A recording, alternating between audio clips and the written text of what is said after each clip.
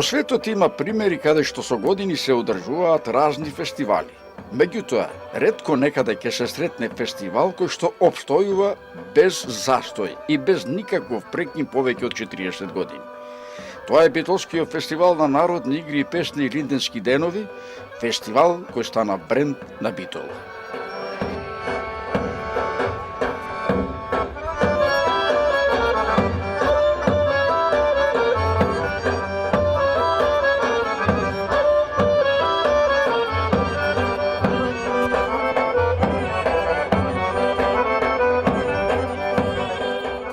Битолскиот фестивал и Линденски денови оваа година се одржа по 41 пат. Рекорд за почит. Како што се за почит и бројките, се разбира изнесени одоко, без подлабоки анализи и математика. Именно, ако фестивалот се одржува 41 година, тогаш на сцената во Битола се представиле над 1500 фолклорни друштва, групи и разни ансамбли. Во изминатите години, Битолските и Линденски денови ги проследиле над 100.000 поклоници на фолклорот и изворната песна. Ако во просек секоја група се представувала со избор од неколку номера, тоа значи дека на фестивалската сцена во изминатите над 40 години биле изведени над 4500 точки. Невидено богатство регистрирано на илјадници километри магнетофонски и филмски ленти. На генерациите кои пред 20 години ги следеа и Линденските денови, сигурно во сеќавање им остана Чичко Алек од Брусник и селеник од Америка, кој меѓу првите со својата камера решиси целосно почна да го снима фестивалот. За подосна на луѓето што го водеа овој културен настан да и остави бројни касети со снимен материјал од Линденските денови.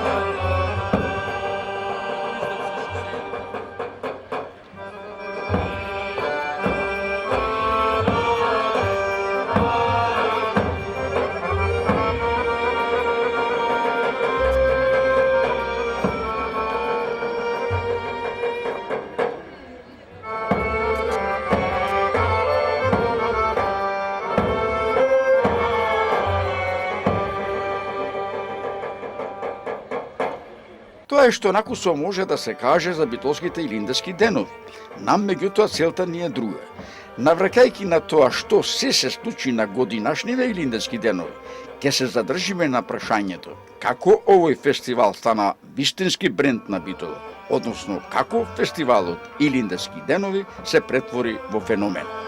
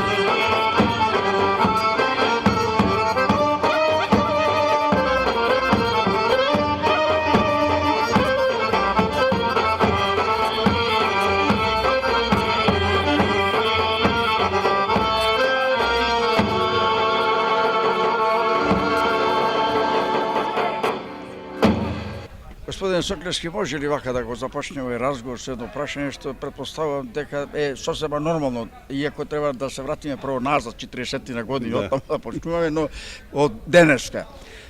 Сите велат дека илинденски денови стана феномен. И сосема, да речам, нормално и оправдано една таква констатација од причина што не знам, можеби има примери во светот, меѓутоа 40 на години да обстојува една манифестација, сепак треба нешто да значи сето тоа. Да. Како вие како упатен човек можете сето тоа да ни го објасните? Па вака, јас само една реченица би кажал и нормално би ја образложил. Илинденски денови, негувајќи ја традицијата, и самиот фестивал стана традиција. Односно, вие сигурно повеќе од мене знаете, заради тоа што учествувавте во тој период во 1971 година, основната идеја на тие што го воспоставија фестивалот беше да се негува автентичната изворна македонска народна култура. Односно да се негуваат вредности. Со оглед на тоа што овој фестивал има содржина која што вреди, тоа му дава можност да изгради бренд и нормално да стане феномен. Значи, која е содржината која што му дава вредност во овие 40 години на овој фестивал? Значи, првата содржина, што е главна, е негувањето на традиционалната музика и игра. Односно, негувањето на духовната култура, духовното културно наследство.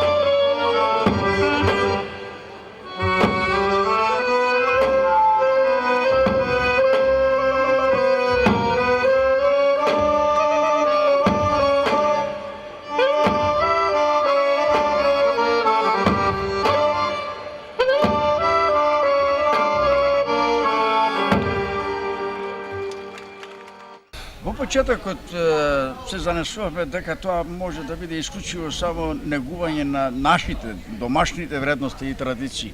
Малку по малку почна да се проширува таа желба, па еве имаме сега во изминативе години гости од скоро сите страни на светот.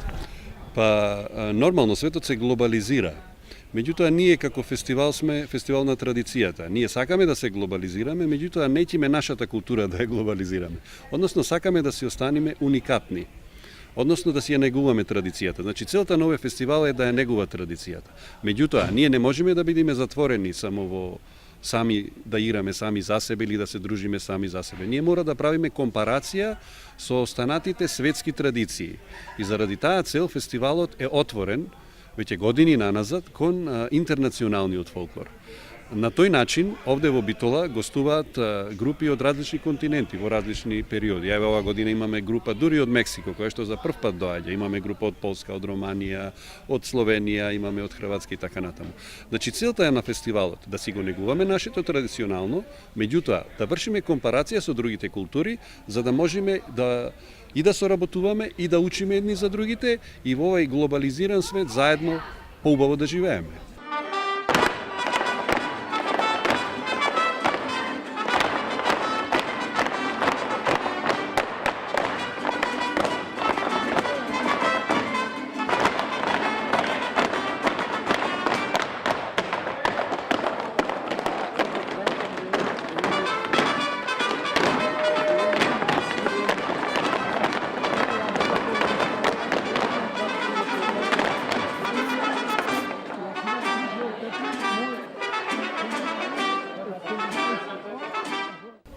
Кога пред 40 години се воспостави ова манифестација,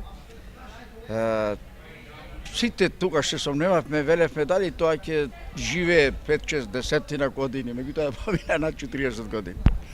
Па јас би сакал во оваа прилика да се заблагодарам на сите оние што се вложиле во тој момент во овој фестивал и што самите себе си со својот труд, со својата стручна енергија, со своето знаење овозможиле овој фестивал да екзистира, да го преземеме ние кои што сме некоја средна генерација и да му го предадеме на младите генерации.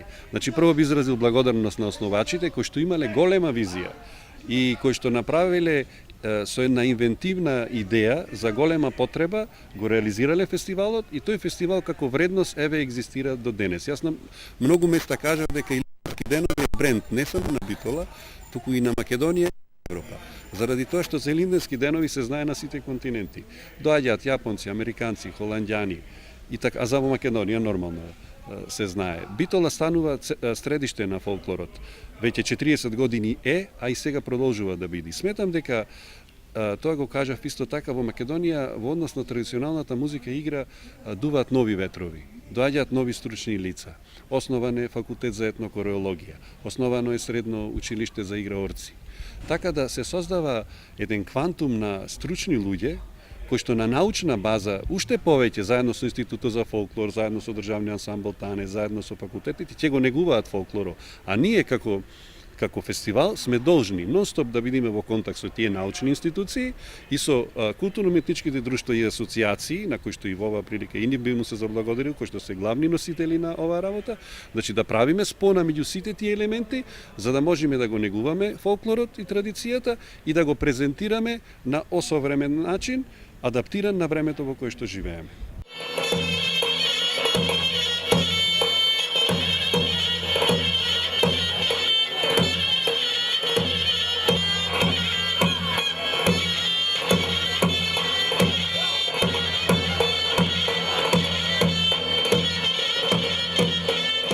Во еден момент изразихте голем еден оптимизам. Поминаа 40 години откако живее ова манифестација, рековте вие како средна генерација сакате да ја предадете на следните генерации, мислите дека уште толку може да обстојува овој фестивал? Јас едно би кажал. Македонија, да речам, како самостојна држава во поново време од 45-та е формирана. Меѓутоа, фолклорот не екзистираше пред тоа. Фолклор имало и во турско, шо велат и во каурско. Фолклор имало и во минатото. Фолклорот и традицијата си го негувале, нашиот народ си ја негувал и кога бил во робство, и кога бил во слобода. Значи, тоа што бил во робство не му сметало да се негува фолклорот. Така да, годиниве што е фестивалот, нас не ни сметаат воопшто, традицијата треба да ја негуваат.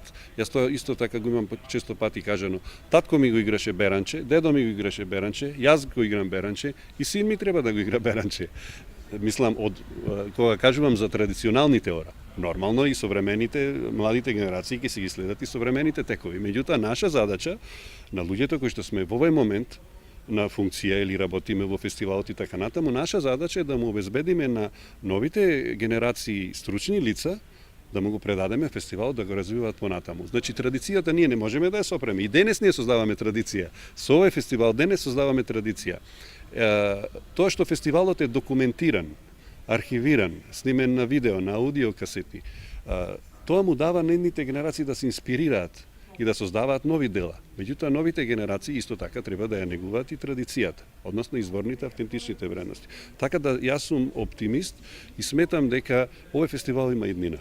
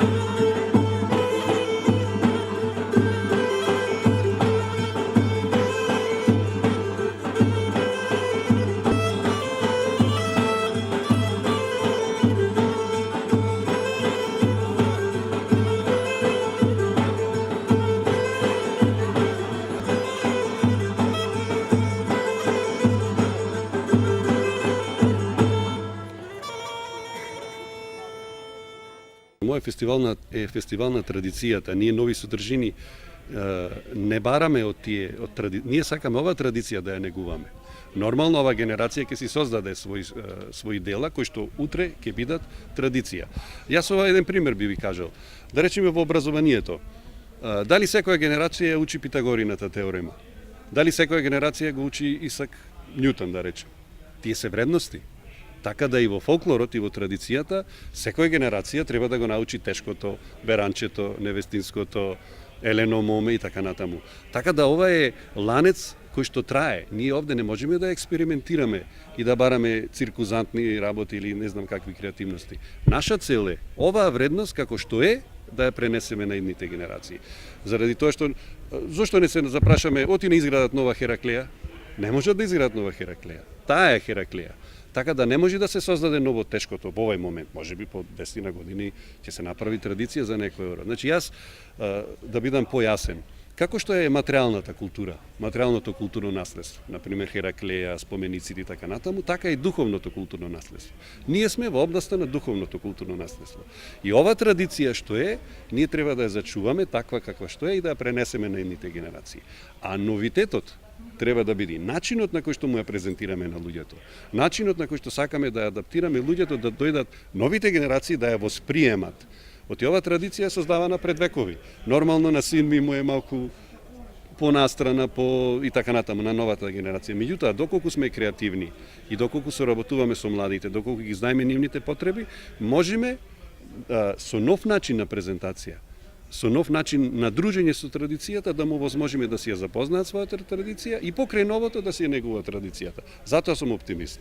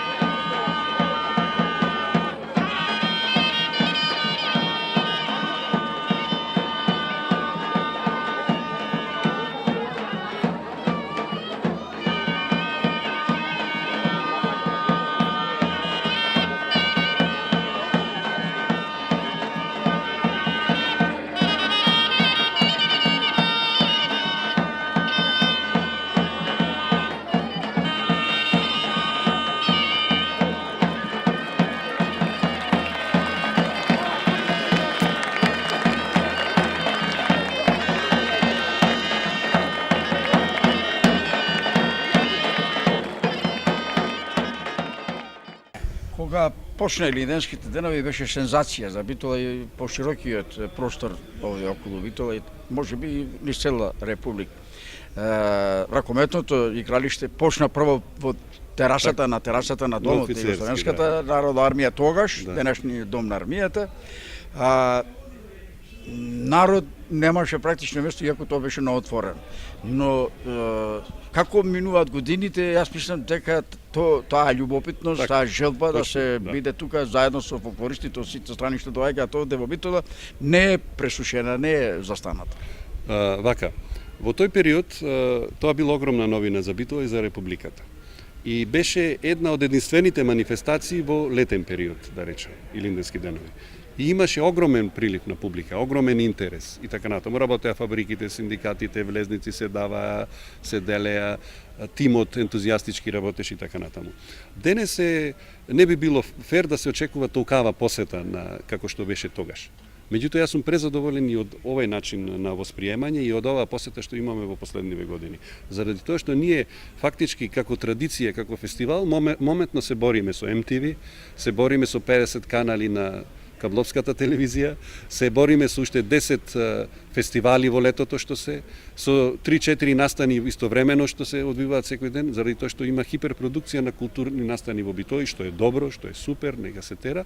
Меѓутоа, сметам дека со новиот начин на презентација, со новите содржини што ги вметнуваме, сметам дека публиката ќе си доаѓа и ќе си види тука заинтересирана. Еден факт ќе ви кажам. Во Битола, според мене, се уште фолклорниот аматеризам бери најповеќе активисти. Да речем, има 10 културно-уметнички друштва. Јас знам 2-3 културно-уметнички друштва што имаат со по 300-400 членови. Значи, рачунајте, во Битола активни играорци има над 1200-1300. И сега да речеме дека нема интерес за традицијата, тоа не би било фер. Значи, имаме и играорци, имаме и друштва, имаме и интерес. Сега малку ова година фала му на институциите дадоа и повеќе пари и овозможивме подобра реклама да имаме и се надевам дека понатаму уште повеќе ќе има и пропаганда, и реклама, и интерес, и публика и така натаму.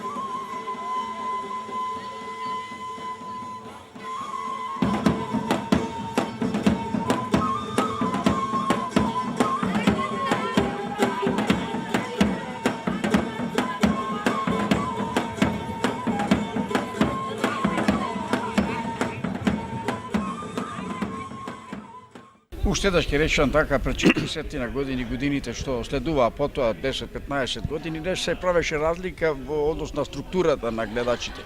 Колку млади, толку и повозрастни имаше. Дали сега има некаква разлика? Има разлика во структурата. Сепак наша поверна публика се средната генерација и повозрастните, меѓутоа со развојот на фолклорниот аматеризам последниве години многу млади почнаа да доаѓаат. И се надевам дека тој тренд ќе продолжи. Има некои иницијативи да се отворат и да се овозможи по училиштата едукација на народни ора, да се оформи средно фолклорно училиште во Битола, така да на тој начин уште повеќе ќе се зголеми интересот кај младите генерации. Ние исто така му стоиме на располагање на основните училишта за стручен кадар. Има голем број културно-уметнички друштва кои што би работеле по училиштата и на тој начин доколку децата го учат фолклоро, тие ќе доаѓаат и на фестивалот.